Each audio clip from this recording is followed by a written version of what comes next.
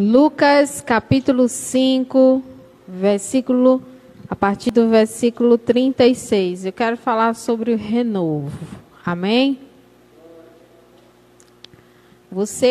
Quero pedir para você, Igreja do Senhor, Lucas 5, versículo 36. Quero pedir para você que quando você vir para os cultos, você traga caderno, caneta, para anotar tudo que for ministrado, tudo que o Espírito Santo fala ao seu coração. Por quê? Porque nossa memória não grava, né? Se eu perguntar para você, por exemplo, o que foi que você comeu, Lívia, sábado, no almoço? Não vai lembrar, de jeito nenhum. Então vamos dizer que o que foi ministrado domingo? Vocês vão lembrar? O que foi ministrado domingo? Foi o quê? Crê.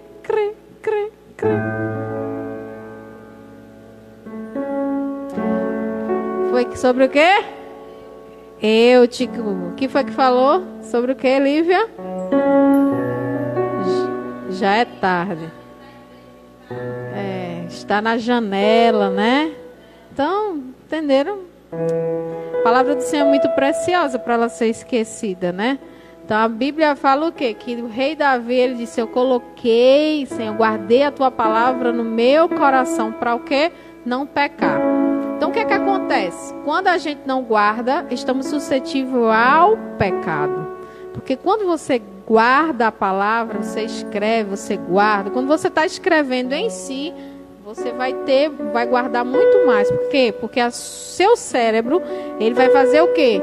Ele vai forçar a se concentrar naquilo que você está escrevendo. Que você não vai escrever uma coisa sem nexo, sem cabeça, né?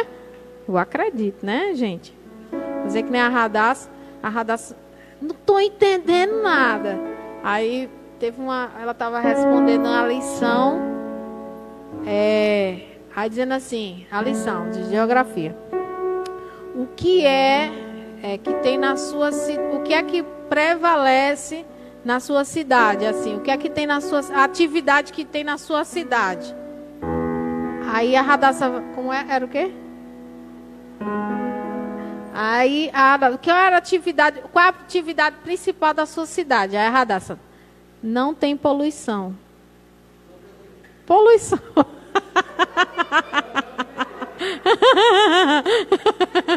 Não tem poluição aqui.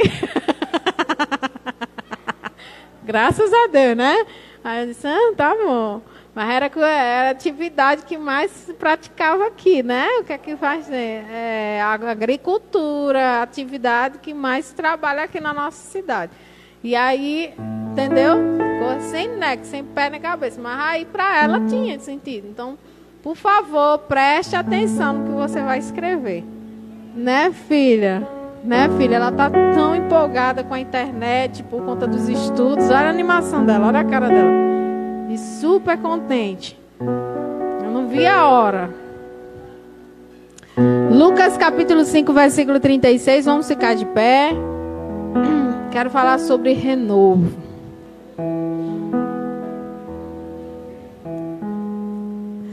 Aí. Quem achou, diga amém. Diz assim: então lhes contou esta parábola: ninguém tira um remendo de roupa nova e costura em roupa velha. Se o fizer, estragará a roupa nova.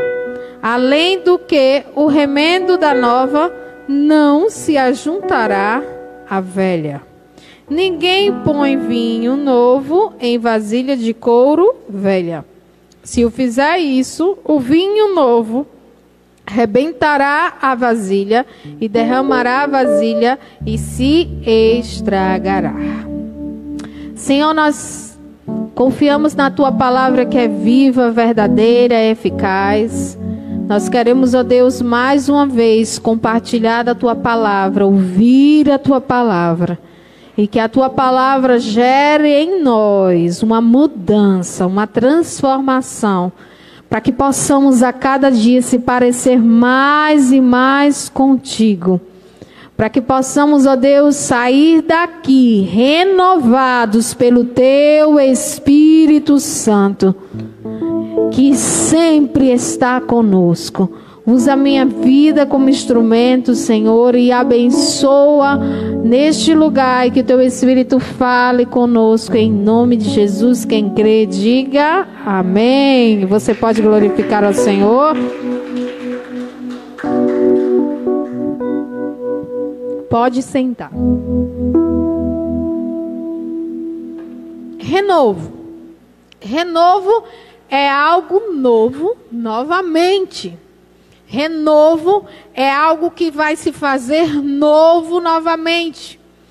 E tudo aquilo que vai se fazer novo novamente, ela primeiro precisa ser desconstruída. Ou seja, aniquilada, tirada, para que venha o novo. Não tem como nós vivermos o renovo do Senhor na nossa vida espiritual, na nossa vida, ainda com coisas velhas. E Jesus, ele era muito inteligente. Muito inteligente, ele conta e fala esta parábola. A gente vê que hoje em dia, menos aqueles que investem em grifes, roupas é quase que descartável. Hoje a gente tem uma roupa, amanhã não tem. Hoje em dia, as roupas não têm o devido valor que havia há anos atrás.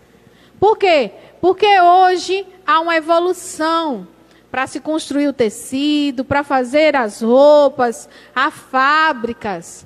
Mas antes as roupas elas eram feitas e os tecidos eles eram feitos na mão. E Jesus, ele vai falar, entendendo isso aqui, e ele diz assim, ó, uma coisa interessante é que ele diz assim, olha, não é impossível uma pessoa pegar uma roupa velha, ganhar uma roupa nova, tirar um remendo da roupa nova e colocar na roupa velha. Não é impossível. Pode alguém querer fazer isso, mas é lógico alguém fazer isso? É lógico? Eu vou dizer assim, Juan, eu quero te dar uma roupa nova. Aí tu vai dizer assim, pastora, não quero. Minha roupa tá velha, tem um buraco bem aqui. No sovaco, Juan. Aí eu disse, pastora, eu só quero dar roupa nova, só um pedaço para cobrir aqui. A parte do buraco do sovaco. Isso é lógico? É inteligente uma coisa dessa? É inteligente? Você vai preferir o quê? O novo. A roupa nova. Porque ele está dizendo que se você pegar uma roupa nova, tirar um pedaço para colocar na roupa velha, ele diz que vai estragar a roupa velha que já está estragada e vai estragar a roupa nova. Ou seja, você não vai ter nenhuma. Mas sabe o que é interessante? Que Jesus, ele faz isso. Poxa, se isso não é lógico. Não é lógico uma coisa dessa. Isso é de uma pessoa extremamente burra fazer uma coisa dessa. É ou não é? Burra. Se com a roupa a gente não pode fazer isso, por que com a nossa vida espiritual a gente faz isso? Ele está falando acerca de uma vida espiritual. E ele usa a roupa. A Bíblia vai descrever várias vezes na palavra do Senhor. Ele vai dizer que as vestes, as nossas vestes precisam ser trocadas por vestes de quê? Santidade. Vestes de santidade. Ele diz que tem que despir o velho homem para vestir de um novo homem. Ele sempre vai associar a roupa, e na Bíblia sempre vai associar a roupa com algo espiritual. Mas na nossa vida, muitas vezes, nós estamos trocando, fazendo remendos na nossa vida espiritual. Ao invés de viver uma vida de transformação verdadeira, genuína e permanente, nós muitas vezes vivemos uma vida de remendos, de momentos. Hoje eu estou num momento bom. Sou a cara espiritual. Se eu cuspir aqui, o demônio bate em retirada uns 1000 quilômetros de distância. Né? Autoridade. Cheio de autoridade. Mas aí tem momentos que você... Não sou miserável. O verme de Jacó. Sou o lixo do lixo. Não tenho esperança. Eu quero morrer. Né? Nossa vida, muitas vezes, a nossa vida espiritual, ao invés de manter uma constância, nós estamos como aquela pessoa que não tem nexo, pegando uma roupa nova, tirando um pedaço para remendar numa roupa velha. Vivendo o velho homem, querendo as coisas novas de Deus, mas continuando com a velha natureza. Diga assim para a pessoa que está do seu lado: isso não é inteligente. Diga assim para o seu irmão que está do seu lado: você não pode viver de remendos. Você precisa viver o renovo do Senhor. Amém? Então hoje você tem uma escolha. Você quer viver de remendos ou você quer viver o renovo? O que é que você quer escolher na sua vida? Remendo ou renovo? Muitas vezes a gente está fazendo essa troca. E eu quero dar um exemplo aqui.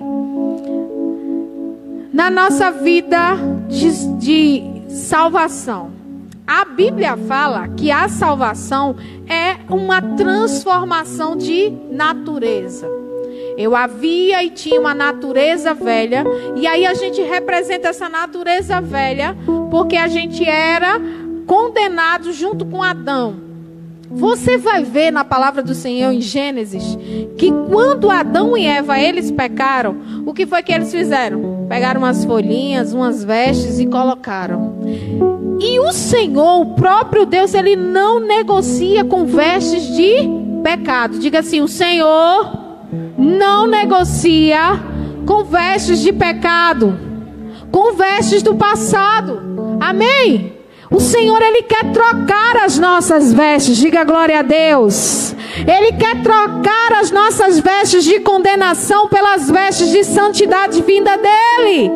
O homem havia pecado, havia recebido uma sentença sobre ele. Mas o que foi que Deus fez, Lívia? O que foi que Deus fez? Não lembra? Expulsou. Mas antes de expulsar, ele fez uma coisa naquele dia. Fez o quê? Fez roupas novas. Diga aleluia.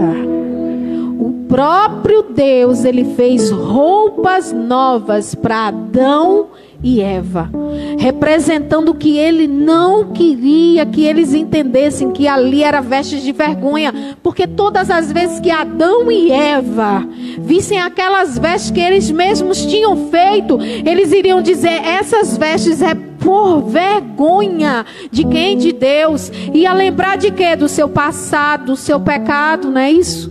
Mas a vida com Deus é uma vida de transformação. Diga aleluia. É uma vida de mudança. E o próprio Deus fez o que? Ele disse: olha, eu vou trocar essas vestes. Diga aleluia. Eu mesmo vou fazer vestes novas para vocês. Porque aquelas vestes que Deus colocou em Adão e Eva representavam as misericórdias do Senhor sobre a vida deles. Aquelas vestes representavam: olha, vocês não estão só, eu não os desamparei. E o Senhor em todo tempo, Ele, meu irmão, quer mudar as nossas vestes de opróbrio, de pecado, em vestes de santidade. Porque o Evangelho, ele é transformação. O Evangelho é mudança de uma vida, é o poder de Deus operando em nós, e é o poder de Deus transformando cada área da nossa vida. Amém?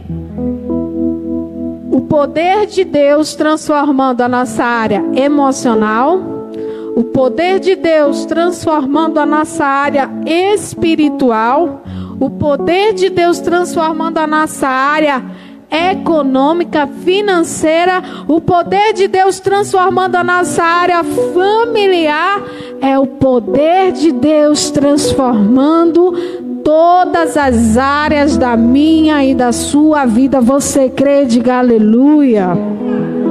Quando é que esse poder ele não pode ser manifesto? Quando você não troca as vestes. Ou melhor, quando você não permite que o Senhor troque as suas vestes. Mas se você permitir que Ele troque as suas vestes, Ele vai transformar a sua vida. E eu quero dar um exemplo aqui, Isaías. Isaías era um homem, assim como eu, como você. Amém ou não amém?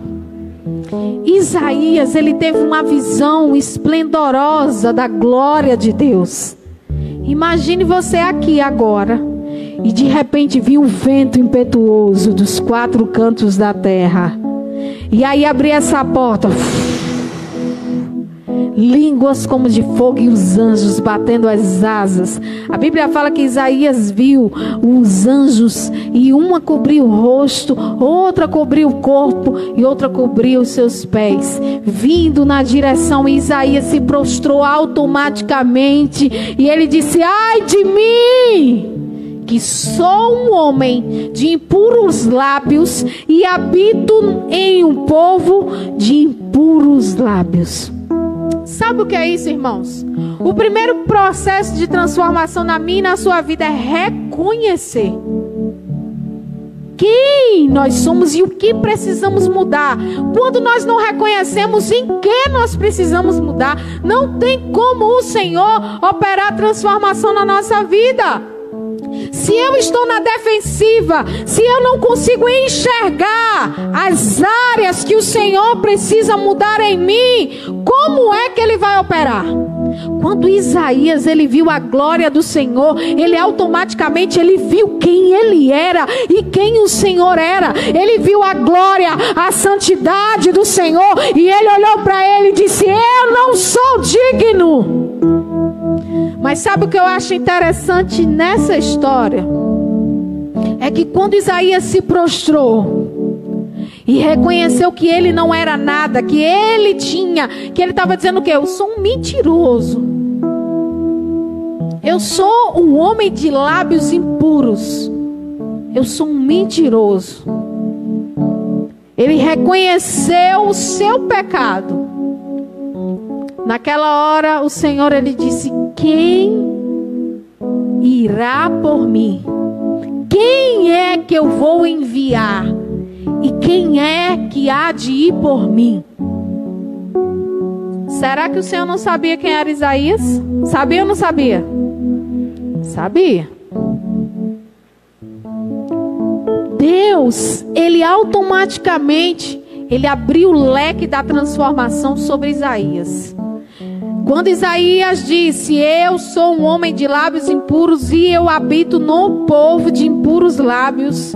E o Senhor, ele disse: a quem eu enviarei? A quem é que há de ir por mim? Em outras palavras, ele estava dizendo: eu sei, não há ninguém aqui. Quem é que eu vou enviar neste lugar? Que não há ninguém puro, não há ninguém neste lugar. Isaías, ele diz: eis-me aqui, Senhor. Diga aleluia. Sabe o que é que Isaías estava dizendo? Eu me submeto à sua transformação na minha vida. Eu me submeto. E é isso que o Senhor espera de mim e de você. Ele sabe que nós precisamos de transformação. Ele sabe que nós precisamos de mudança. Ele sabe as áreas da minha fraqueza. Ele sabe da minha natureza. Mas Ele espera um reconhecimento para que Ele venha com a sua glória, como Ele diz. E veio um Atenaz e tocou na boca de Isaías. E naquele momento Isaías foi purificado. Você pode dar uma glória a Deus? Quando Isaías se submeteu e disse: eis-me aqui, Senhor, automaticamente o Senhor, ele disse: agora eu posso tocar. Agora o poder vai começar a vir sobre a sua vida. Agora sim eu vou começar a obra sobre a sua vida. A palavra do Senhor diz que Isaías foi o profeta que mais demorou o seu ministério. Há uma voz ecoando em algum canto. A Bíblia fala que Isaías foi um profeta. Veja só, um homem que não era, passou a ser. E ele passou a ser um dos maiores profetas. E o profeta messiânico. Sabe o que é profeta messiânico? Quem sabe o que é profeta messiânico, levante a mão.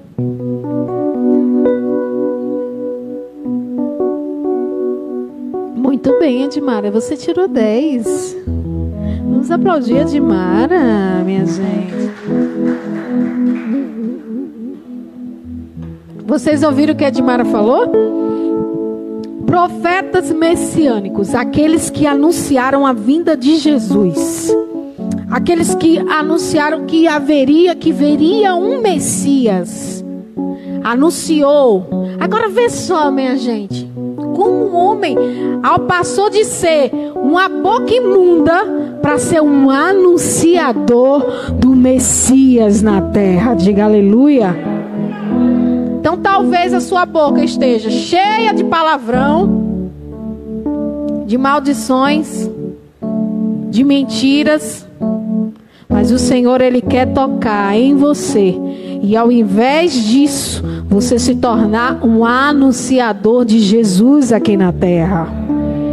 Mas você precisa escolher. Ou é remendo, ou é renovo. Ou é o quê? Ou é o quê? O que é que você quer? O que é que você quer? Renovo. Diga aleluia. Não podemos, irmãos, viver uma transformação parcial. O que é uma transformação parcial? Quantas pessoas entregam a vida para Jesus? Algumas coisas automaticamente, às vezes, são mudadas. Por exemplo, muitas pessoas que entregam a vida para Jesus, ela tem uma mudança assim, às vezes, né? Quem bebia não bebe mais. Quem fumava não fuma mais, né? Quem adulterava não adultera mais, não é isso? Quem vestia umas roupas é o tchan, não veste mais as roupas é o tchan. Quem namorava com um e com o outro não namora mais, não é isso? Que uma vida cristã diz e pede, ok? Não é isso ou não? É. Vocês ouviam aquelas músicas terríveis, meu Deus, de dor de cotovelo, umas músicas que querem morrer, uma música terrível, eu quero a mulher do outro, eu quero o homem do outro, e é uma coisa terrível, que não tem letra, nem pé, nem cabeça. Aí a gente faz essas mudanças mais aparentes, né? Fazemos essas mudanças mais aparentes. Mas muitas vezes essas mudanças são parciais. O que o Senhor quer não são mudanças parciais, são transformações totais. Amém? Porque o que acontece? A gente muda isso, vira um crente exemplar aparentemente, né? Mas continua mentindo,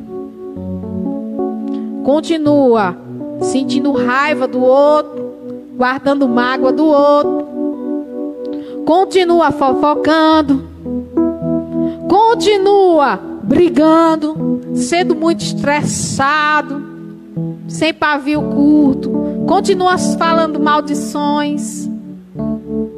Essas áreas a gente acha muitas vezes que não precisam de transformações. E essas áreas também precisam ser transformadas na minha e na sua vida. Porque nós não estamos representando a mim e a você. Nós estamos representando Jesus aqui na terra. Amém? Então o que ele falava é o que eu tenho que falar. Como ele agia é como eu tenho que agir. E a gente vê isso muitas vezes na nossa vida de oração. Sabe por quê? Eu vou dar um exemplo claro. Nós entendemos e achamos que a oração é para Deus fazer tudo o que eu quero. É como se eu tenho que orar, porque quando eu orar, Deus vai fazer tudo que eu estou falando. Mas a vida de oração não é só isso. Pode acontecer isso por meio da fé. Quando você orar, vai acontecer. Amém? A Bíblia fala, quando você ora debaixo da palavra, quando você ora a palavra ela se realiza. Mas a oração, uma vida de oração, não é para você obter as coisas de Deus apenas, mas Deus obter a vontade dele em você. Amém? Porque Jesus, ele nos ensinou isso. Ele disse que venha o teu reino, seja feita a tua vontade, assim na terra como nos céus. Jesus nos ensinou que a oração não é apenas nós pedirmos algo, mas sim se submeter à vontade do Senhor sobre as nossas vidas. Diga aleluia. Então nós precisamos parar de viver os remendos de oração. Precisamos viver o renovo da oração na nossa vida. Dizendo, Senhor, eu preciso fazer a tua vontade, que a tua vontade seja feita na minha vida. Sabe por quê, irmãos? Jesus no Getsemane, ele disse, olha, a minha vontade, ele falou, olha o exemplo de oração. Jesus, ele disse, Senhor, se for possível, afasta de mim esse cálice. Era a vontade de Jesus, amém ou não amém? Era a vontade de Jesus, Senhor, se for possível, afasta de mim esse cálice. Aí vem a segunda parte. Mas que seja feita a tua vontade. Então a minha vida de oração precisa buscar a vontade de Deus para mim. Eu preciso me submeter à vontade. Eu queria que você abrisse em Josué, capítulo 23, versículo 14 e 16.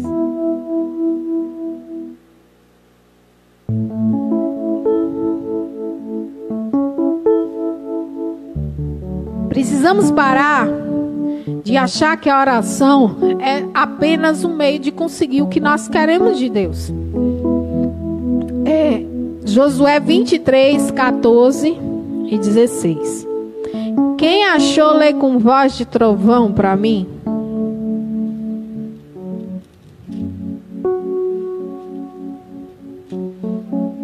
Vinte e três, 14 ao 16.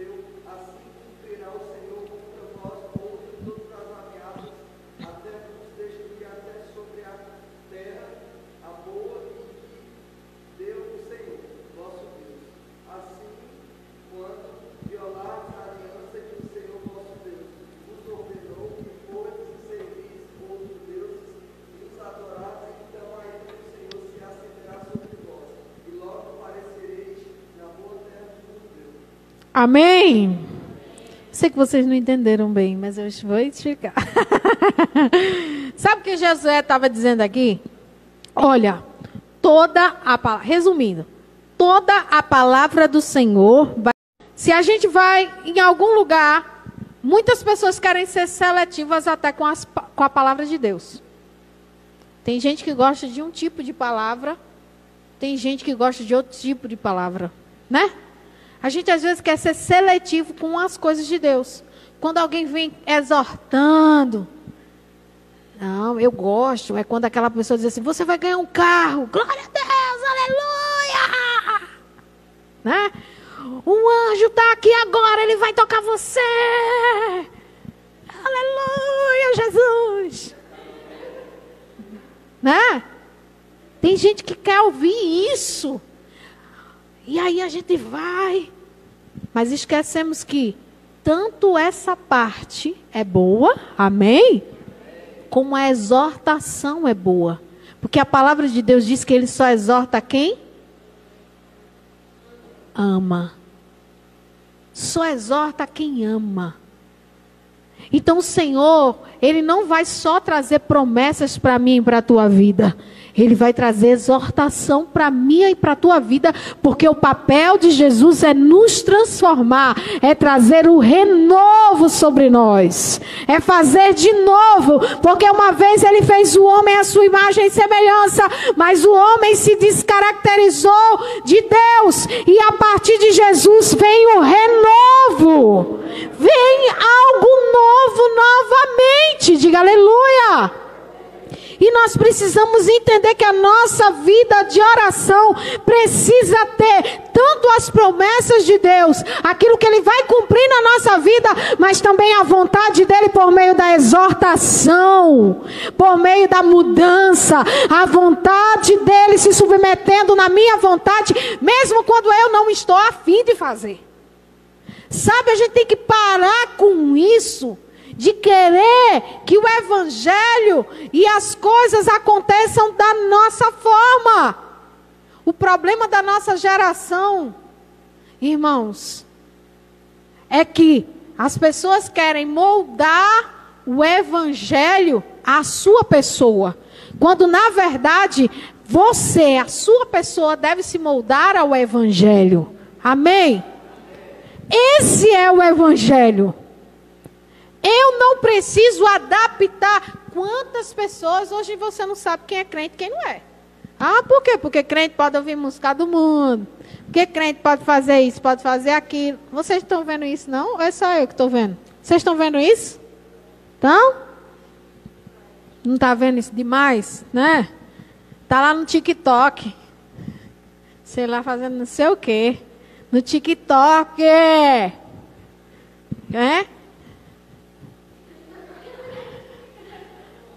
E vai ver um monte de gente.